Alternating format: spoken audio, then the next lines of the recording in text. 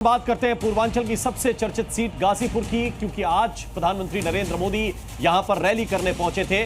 आगे बढ़ने से पहले आपको यह जरूर बता दें कि आखिर गाजीपुर की इतनी चर्चा क्यों हो रही है, क्यों यह सीट महत्वपूर्ण है, यह हम आपको बताते हैं। यहां से अफजाल अंसारी चुनावी मैदान में है, आईएनडीआई गठबंधन के उम्मीदवार हैं और उनके सामने हैं बीजेपी की तरफ से पारसनाथ राय। लेकिन यह सीट मुख्तार अंसारी की वजह से महत्वपूर्ण हो जाती है। मुख्तार अंसारी की अभी हाल ही में जेल में मौत हुई थी हार्ट अटैक की वजह से, लेकिन क्या मुख्तार अंसारी की मौत का फायदा सहानुभूति के रूप में अफजाल अंसारी को मिलेगा? अफजाल अंसारी ने पिछली बार भी यह मुकाबला जीता था, तब टिकट दूसरी पार्टी का था, अब टिकट दूसरी पार्टी का है। लेकिन फर्क क्या पड़ेगा आपको दिखाते हैं इस सीट पर क्या बन रहे हैं समीकरण।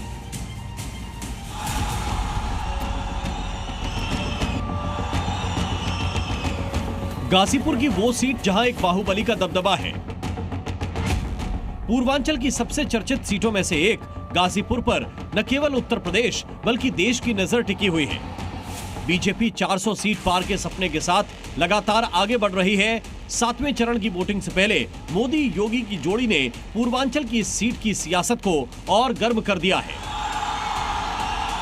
इंडी गठबंधन तुष्टीकरण की सड़क में हर हद पार कर रहा है।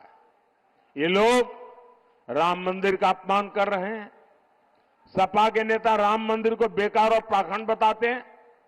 कांग्रेस के शहजादे वो तो राम मंदिर पर ताला लगवाने का प्लान बना रहे हैं। सीएम योगी उत्तर प्रदेश में माफियाओं को खत्म करने की कसम के साथ लगातार आगे बढ़ रहे हैं। गाजीपुर पहुंचे योगी ने एक बार फिर यूपी के माफियाओं पर हमला बोला।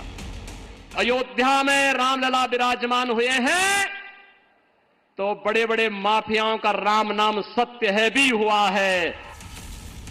गाजीपुर में इस बार त्रिकोणीय मुकाबला है। समाजवादी पार्टी से अफजाल अंसारी मैदान में है तो बीजेपी के पारसनाथ राय उन्हें टक्कर दे रहे हैं, तो बीएसपी के टिकट पर डॉक्टर उमेश सिंह चुनाव लड़ रहे हैं। अगर 2019 के लोकसभा चुनाव पर नजर डालें तो अफजाल अंसारी ने बीएसपी के टिकट पर चुनाव लड़ा और जीते। उन्हें 5.5 लाख से ज्यादा वोट मिले थे, जबकि वोटों का प्रतिशत 51.52 था। तो मनोज सिन्हा को 4,40,000 से ज्यादा वोट मिले, वोट का प्रतिशत 40.65 था, यानी 1 लाख से ज्यादा वोटों से हार मिली। 2022 के विधानसभा चुनाव में भी बीजेपी को समाजवादी पार्टी से हार मिली थी। 24 के चुनाव में भी यहां मुकाबला खड़ा है।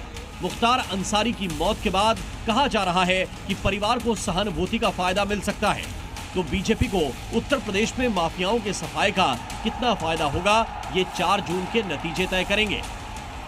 ब्यूरो रिपोर्ट, जी मीडिया। और प्रधानमंत्री नरेंद्र मोदी ने समाजवादी पार्टी पर निशाना भी साधा है। उन्होंने कहा कि समाजवादी पार्टी के दौर में माफिया का राज था, खुली जीप में कानून को चुनौती देते थे। योगी सरकार में दंगे भी बंद हैं और दंगाई भी। सपा के दौर में यूपी में ये हाल था कि माफिया लाल बत्ती में घूमते थे, खुली जीप में कानून को चेतावनी देते थे, विरोधियों को खुलेआम गोलियों से भून दिया जाता था, दंगों को यूपी की पहचान बना दिया गया था। सपा की सरकार में हर महीने 2 से 3 बड़े दंगे होते थे। इसका नुकसान गरीबों को होता था, दुकानदारों को, कारोबारियों को, हर एक को होता था। अब योगी जी की सरकार में दंगे भी बंद है और दंगाई भी बंद है। जी न्यूज़।